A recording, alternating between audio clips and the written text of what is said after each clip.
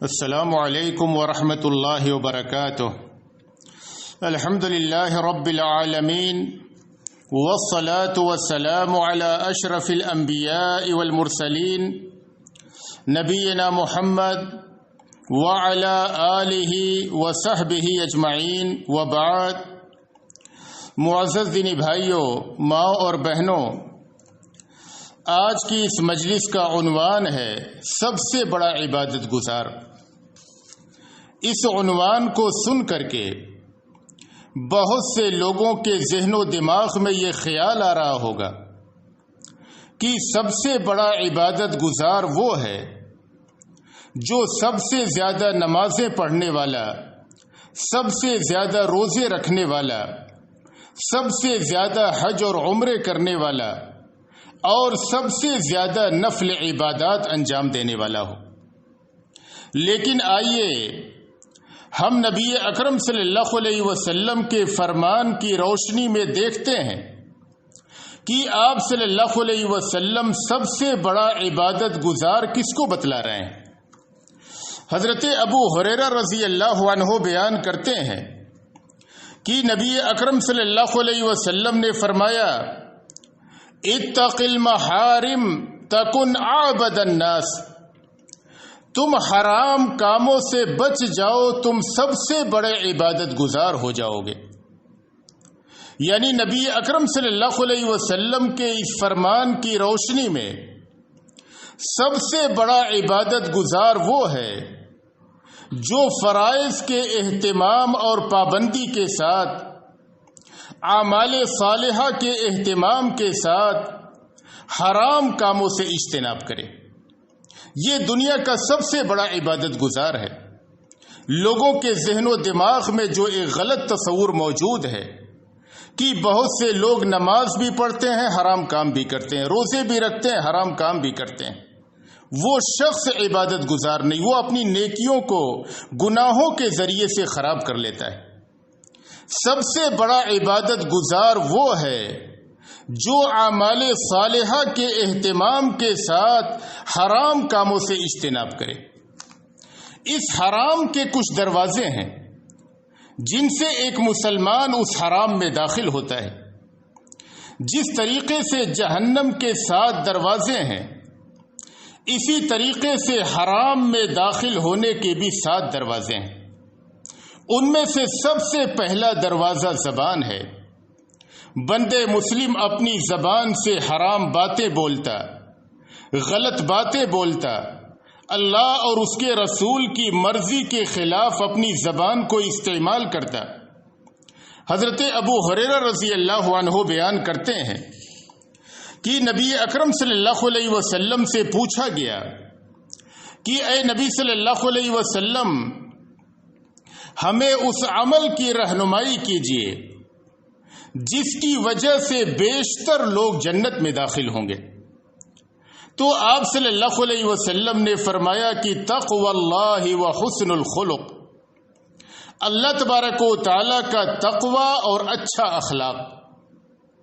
پھر آپ سے پوچھا گیا کہ ہمیں اس عمل کی رہنمائی کیجیے جس کی وجہ سے بیشتر لوگ جہنم میں داخل ہوں گے۔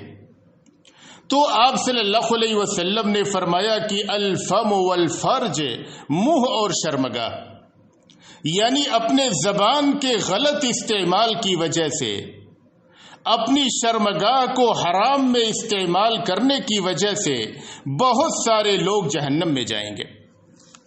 حضرت معاذ بن جبل رضی اللہ عنہ بیان کرتے ہیں کہ میں ایک بار نبی اکرم صلی اللہ علیہ وسلم کے ساتھ ایک سفر میں تھا۔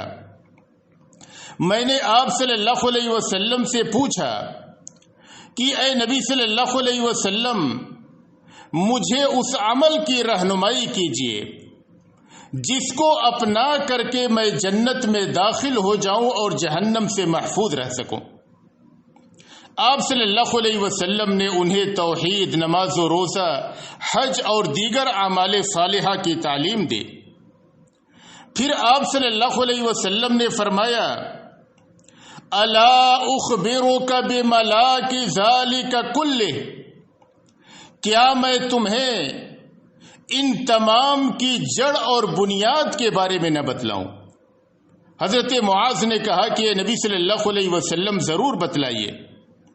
آپ صلی اللہ علیہ وسلم نے اپنی زبان کو پکڑا اور فرمایا کف علیک ھذا، تم اپنی اس زبان کو کنٹرول میں رکھو، اسے اللہ اور اس کے رسول کی مرضی کے مطابق استعمال کرو، اس زبان کو غلط میں استعمال نہ کرو، اس لیے کہ یہ زبان تمام تر اعمال صالحہ کی جڑ اور بنیاد ہے۔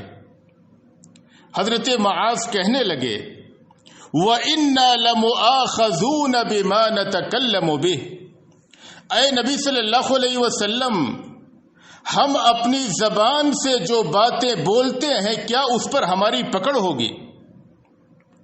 آپ صلی اللہ علیہ وسلم نے فرمایا وَهَلْ يَكُبُّ النَّاسَ فِي النَّارِ عَلَى وُجُوهِهِمْ او علی مناخرہم الا حصائد السنتہم، کہ لوگوں کو ان کے چہروں کے بل جو چیز جہنم میں ڈھکیل دے گی وہ ان کے اپنی زبانوں کی کمائیاں ہوں گی۔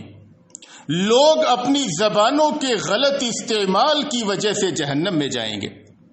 اسی بنا پہ شریعت اسلامیہ نے ہمیں اصول اور قاعدہ عطا کیا، ہر مسلمان کو یہ ضابطہ دیا وَمَنْ كَانَ يُؤْمِنُ بِاللَّهِ وَالْيَوْمِ الْآخِرِ فَلْيَقُلْ خَيْرًا أَوْ لِيَصْمُتْ، کہ جو آدمی اللہ پہ اور آخرت کے دن پر ایمان رکھتا ہو اسے چاہیے کہ اپنی زبان سے بھلی بات بولے ورنہ خاموشی اختیار کرے، اپنی زبان کو غلط میں استعمال نہ کرے۔ یعنی اللہ نے زبان عطا کیا ہے تو اس کا مطلب یہ نہیں کہ اپنی زبان سے جو چاہے بولے، اپنی زبان کو خیر اور بھلائی میں استعمال کرے، اللہ کے ذکر میں، قرآن کریم کی تلاوت میں، بھلی اور اچھی باتوں کے بولنے میں، ان نیک چیزوں میں اپنی زبان کو استعمال کرے۔ امام مالک رحمہ اللہ نے اپنی موطا میں نقل کیا کہ ایک بار عمر بن خطاب رضی اللہ عنہ حضرت ابو بکر صدیق رضی اللہ عنہ کے پاس گئے تو دیکھا کہ حضرت ابو بکر صدیق اپنی زبان کو اینٹھ رہے ہیں۔ حضرت عمر نے دیکھ کر کے کہا کہ ابو بکر رک جاؤ، یہ کیا کر رہے ہو؟ حضرت ابو بکر نے کہا ان ھذا اوردنی الموارد، اسی زبان نے مجھے ہلاکتوں تک پہنچایا ہے۔ آپ ذرا غور کریں، اپنی عقل و خرد کو جنبش دیں کہ یہ حضرت ابو بکر جو انبیاء کے بعد اس امت کے سب سے افضل شخص تھے، وہ اپنی زبان کے تعلق سے ہلاکتوں سے ڈر رہے ہیں کہ یہ زبان ہلاکت کا ذریعہ اور سبب ہے۔ تو ہمیں کس قدر اپنی زبان کے تعلق سے اس بات کی فکر کی ضرورت ہے کہ ہم اپنی زبان کو غلط میں استعمال نہ کریں۔ اللہ نے یہ نعمت عطا کی ہے تو اس نعمت کی قدر کریں اور حرام باتوں کے بولنے میں، غلط باتوں کے بولنے میں اس زبان کو استعمال نہ کریں۔ اسی طریقے سے حرام میں داخل ہونے کا دوسرا دروازہ شرمگاہ ہے۔ انسان اپنی زبان کو، انسان اپنی شرمگاہ کو غلط میں استعمال کرتا ہے اور حرام میں واقع ہوتا ہے۔ اسی لیے شریعت اسلامیہ نے ہمیں قرآن کریم میں اس بات کا حکم دیا کہ ہم اپنی شرمگاہ کی حفاظت کریں۔ اللہ نے ایک آیت کریمہ میں فرمایا قُل لِّلْمُؤْمِنِينَ يَغُضُّوا مِنْ أَبْصَارِهِمْ وَيَحْفَظُوا فُرُوجَهُمْ، اے نبی صلی اللہ علیہ وسلم، آپ مومن مردوں سے کہہ دیجئے کہ وہ اپنی نگاہوں کو پست رکھیں اور اپنی شرمگاہوں کی حفاظت کریں۔ اور اللہ نے ایک دوسری جگہ عورتوں کو خطاب کیا اور فرمایا وَقُل لِّلْمُؤْمِنَاتِ يَغْضُضْنَ مِنْ أَبْصَارِهِنَّ وَيَحْفَظْنَ فُرُوجَهُنَّ، کہ اے نبی صلی اللہ علیہ وسلم، آپ مومنہ عورتوں سے کہہ دیجئے کہ وہ اپنی نگاہوں کو پست رکھیں اور اپنی شرمگاہوں کی حفاظت کریں۔ حضرت سہل بن سعد رضی اللہ عنہ بیان کرتے ہیں کہ نبی اکرم صلی اللہ علیہ وسلم نے فرمایا، من یضمن لی ما بین لحییہ وما بین رجلیہ اضمن لہ الجنہ، کہ جو آدمی مجھے گارنٹی دے دے اپنی زبان کی، اور جو شخص مجھے گارنٹی دے دے اپنی شرمگاہ کی کہ وہ اپنی زبان کو غلط میں استعمال نہیں کرے گا اور اپنی شرمگاہ کو حرام میں استعمال نہیں کرے گا، جو شخص مجھے ان دو باتوں کی گارنٹی دے میں اس شخص کو جنت کی گارنٹی دیتا ہوں۔ تو ایک مسلمان اپنی شرمگاہوں کی حفاظت کرے، اس کو حلال میں استعمال کرے، ان کی بیویاں جو ان کے لیے حلال ہیں اس کو حرام میں قطعاً استعمال نہ کرے۔ اسی طریقے سے حرام میں داخل ہونے کا تیسرا دروازہ یہ آنکھ ہے۔ آنکھ کے ذریعے سے ایک انسان حرام چیزوں کو دیکھتا ہے اور ہلاکتوں میں واقع ہوتا ہے، اس کی نیکیاں ضائع اور برباد ہوتی ہیں، یہاں تک کہ وہ جہنم کا ایندھن بن جاتا ہے۔ نبی اکرم صلی اللہ علیہ وسلم نے ایک حدیث میں فرمایا، ثلاثۃ لا ترى اعینہم النار یوم القیامہ، کہ تین نگاہیں ایسی ہیں جو آتش دوزخ سے محفوظ رہیں گے۔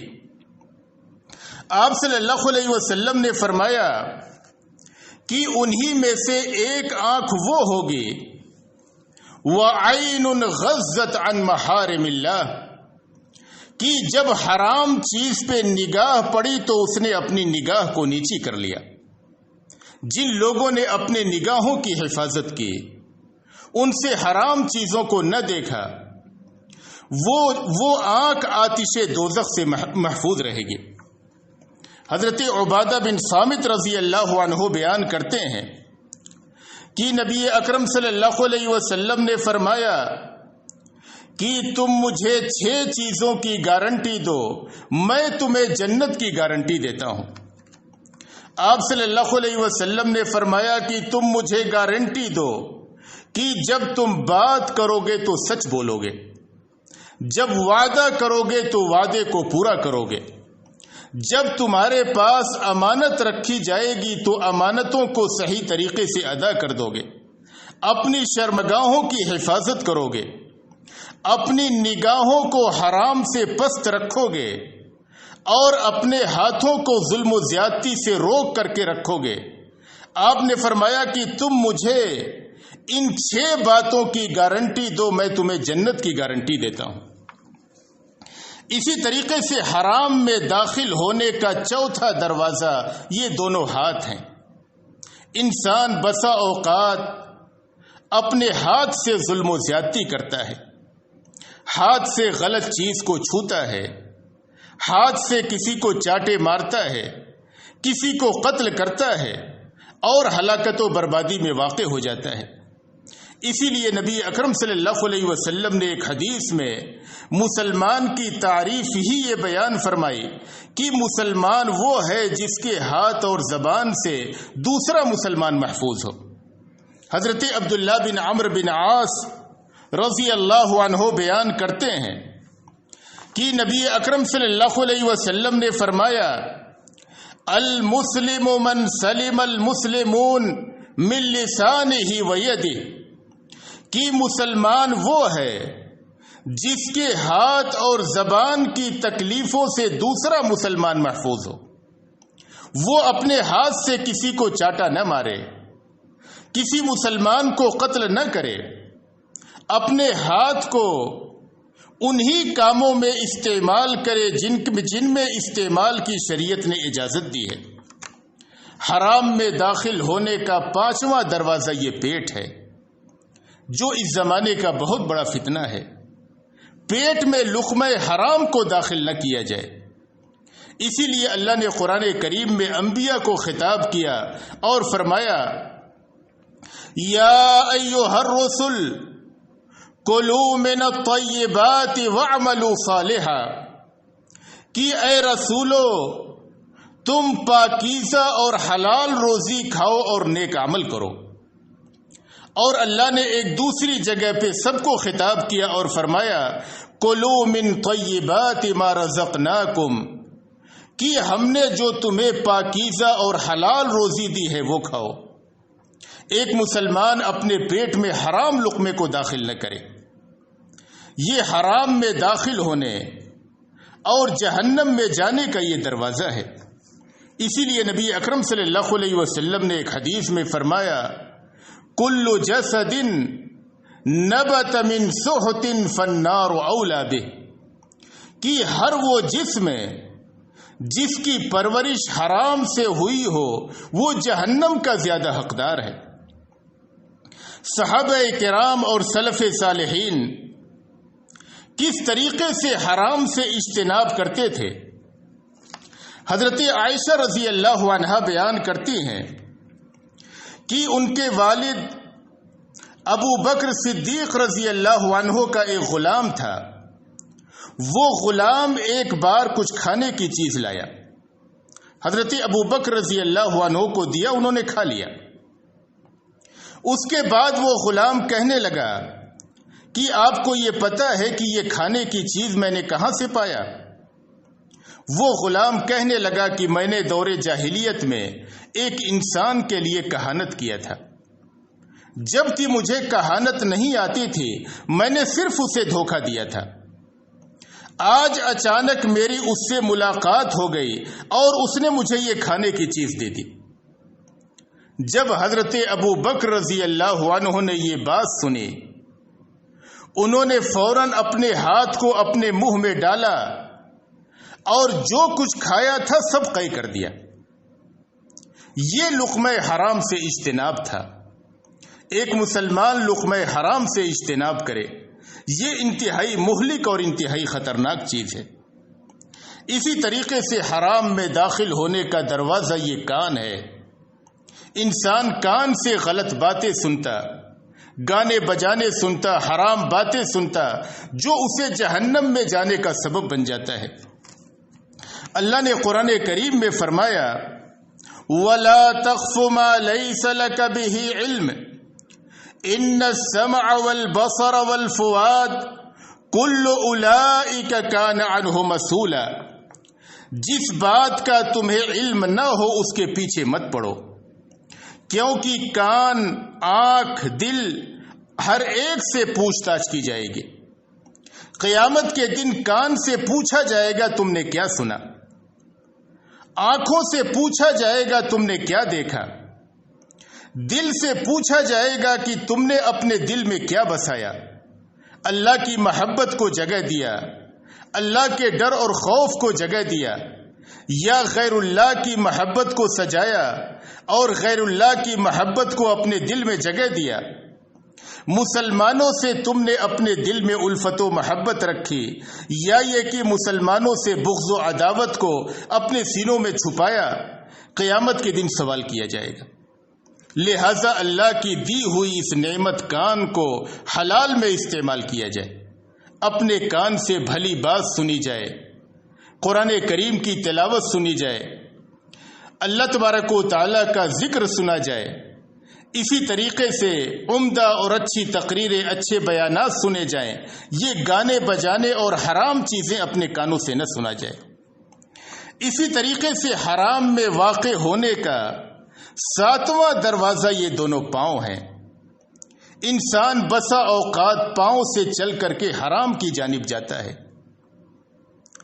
جو اسے تباہ و برباد کر دینے کا سبب بن جاتا ہے اور اس کے جہنم میں داخلے کا سبب بن جاتا ہے۔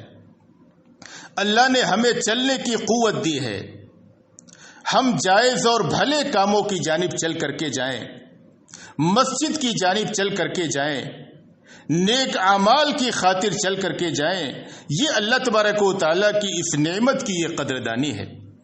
لہذا ایک مسلمان ان حرام کاموں سے پرہیز کرے تاکہ اس کی عبادت اللہ تبارک و تعالیٰ کے ہاں بارآور ہو سکے، اس کی نیکیاں اس کے لیے کارآمد ہو سکیں۔